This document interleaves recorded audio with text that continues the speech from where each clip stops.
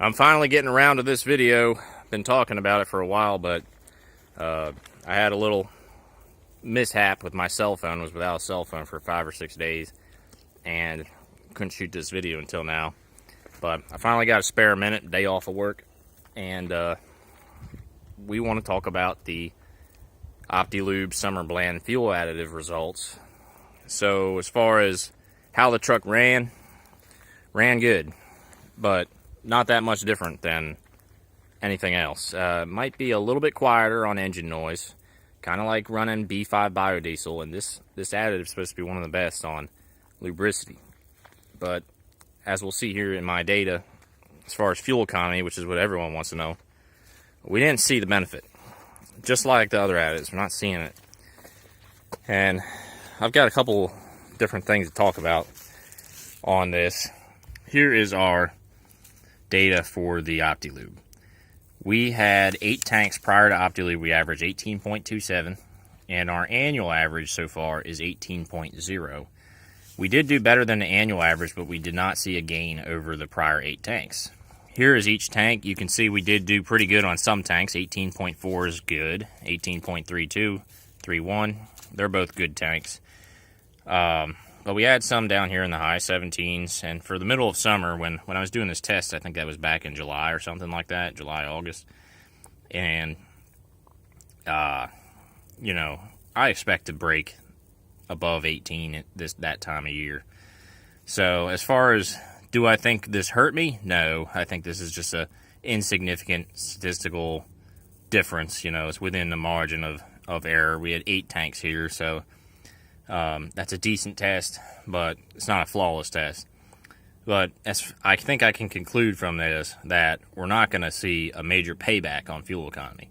Maybe if I try that XPD blend that they have, the red bottle, that might do it. That's probably their most potent as far as performance. It's also a good bit more expensive than the summer blend. That might do it. I'll debate about whether I want to test that one or not. But out of curiosity, I decided to compile some other data for y'all today. Firstly, I started writing down what fuel additives I've been using in my truck and how the fuel economy was. And these numbers aren't very big. All of them are single-digit number of tanks. And it's interesting, though. Most of them were above the average for the year. 18.0 is the average. And most of them did get slightly above average, but nothing really incredible. Standardine Blue and Howes did the best. Both almost 18.5 miles a gallon on those two. Diesel Clean is it had a good tank or two. It had a crummy tank or two. So it's weird. It kind of balanced themselves out. We ended up with a 18.15. Next is the brands. I talked about the brands before, and my hypothesis was diesel is pretty much the same. I've talked to people that deliver fuel, and they say, yes, gas is pretty much the same, except each brand has its own special detergent that it puts in. Diesel is even more the same. He says that it's exactly the same, and you shouldn't see any difference. He says the best thing to do with diesel is just pick a station with high turnover, you know, so you know you're getting fresh fuel. He says it's the same fuel, it's just a matter of how fresh it is at each individual station. Now, I have seen some things that show that different fuel brands have different tendencies on how much cetane is in there. He told me that that's possible, but each brand could possibly buy diesel from a different refiner. Like, you could have a Shell gas station purchase diesel from a Chevron refinery that's local to here.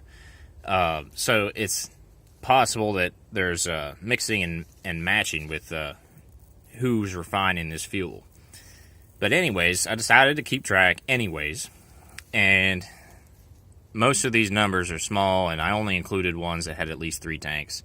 But out of the 3 big ones there, Chevron and Exxon and Shell, they're all doing better than my annual average.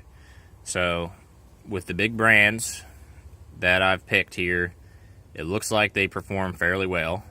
You know, Circle K looks very good there, and so does C&J Quick Stop. But the sample size is so limited.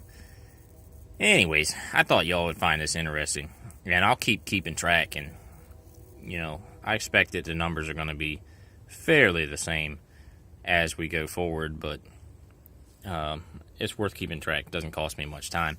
I use the Fuely.com app to do this, and you just put your mileage in, your gallons in. It keeps track of how much money you're spending on fuel, and I may do a video on that too, like what it cost me to operate this truck and things like that. That's going to be an interesting video coming up.